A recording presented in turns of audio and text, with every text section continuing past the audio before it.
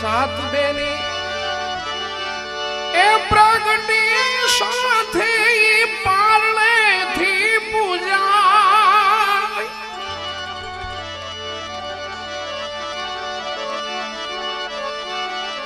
આય વડેની આવડ તારું પ્રથમ